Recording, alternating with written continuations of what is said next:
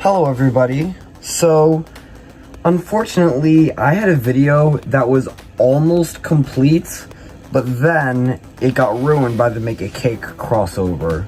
If you saw my community tab, it was me talking about the balancing state of Tower Heroes. Basically, I share my thoughts on the tower's most recent changes.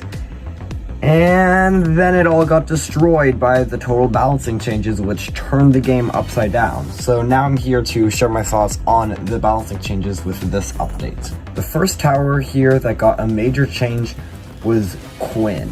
So Quinn got a rate increase and a damage lowering at levels 1, which is now down to 7, and level 5, which is now down to 120.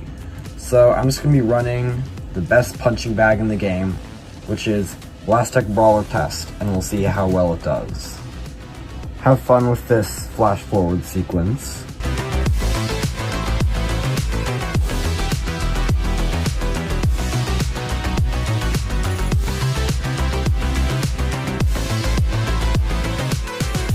And we got just under 40,000. Dang. So that's interesting. Previously it was about like 60,000. I actually did recorded all the boss damage of every tower in the game before this, so that's nice. But seriously, 40,000. Oh my gosh. Okay, I honestly don't really know what to say, but that was an interesting change, to say the least. I haven't had time to actually experiment with this in actual games, so we'll see how well it does. But for now, I'm kind of mixed on it. So Wafer now is cheaper and he attacks faster, but to counter that, his damage is a bit lower. So as far as these prices, I think these prices are quite reasonable. I think that was probably a wise choice, especially with the hero limits being 7. So we'll have to see how the boss damage did with that. Go through this test now.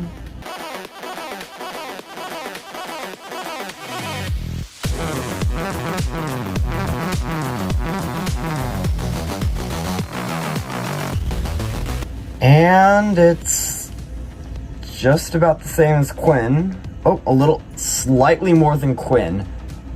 Barely at 40,000. I'm gonna go and check because I forgot what Wafer's previous damage was. Be right back. Okay, yeah, previously Wafer had about 35,000 and now it's almost 40,000.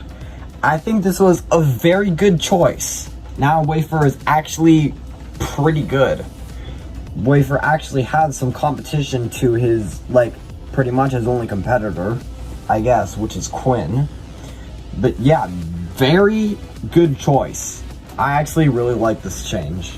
Okay, so next thing that happened is Fracture got buffed, where he has a smaller footprint. So previously, his footprint was slightly larger than Quinn's, but now it's slightly smaller than Quinn's, as you can see. They said to counter it, because apparently a tower that's lacking with just a small footprint buff needs some countering, I guess? Huh? And apparently, he's more expensive with a longer cooldown. I don't really understand the logic behind this, because he was already kind of lacking as it was. Yeah, he was decent, but he definitely needed some buffs. This was not a buff. This was a nerf. The small footprint change was not enough to counter the rate increase as well as the price increase. Yeah, if you're going to increase the price, I will admit he was a bit too cheap before, but they should list it as a nerf. But even though he shouldn't even be having a nerf in the first place, he should be having a buff. This was not a buff. This was a nerf, when in reality he should have had an actual buff. This was probably one of the worst changes in the entire updates. However, before I say anything more, we're going to test this first.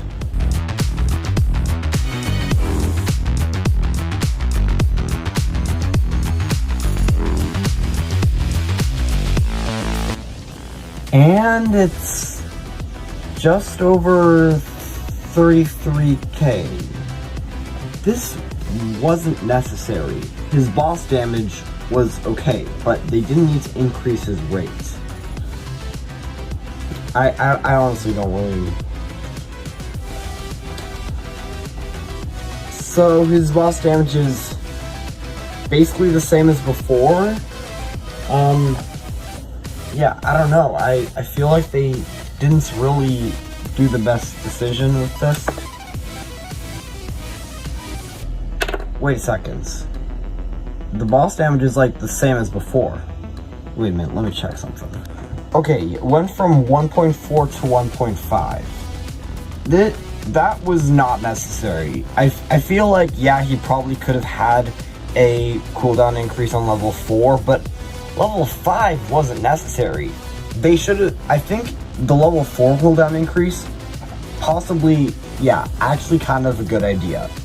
But level 5, I don't understand, because there was barely any change from his level 4 to 5, so they should definitely nerf his level 4.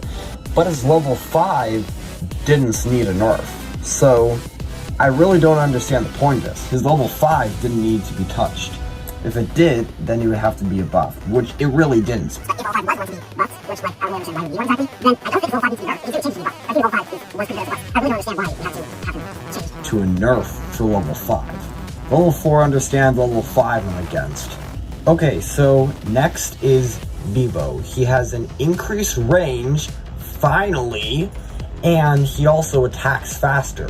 So this means that Beebo could actually be good, and he was seriously lacking before. It was a little bit, 11 to 12. Okay, I understand that. From 14 to 11 last year, like, ugh. Like, yeah, before 14 range, like, he was honestly good on every map, which I understand, but yeah, 11 to 12, and then attacks a bit faster. Yeah, I think this actually might be a pretty wise choice, but first we'll have to see. Obviously, this is a straight line, so it doesn't mean that much, because Beebo, like, swirls around, but yeah, we'll just see how much this does. A straight line doesn't say everything, so this won't be the best test, but we might as well.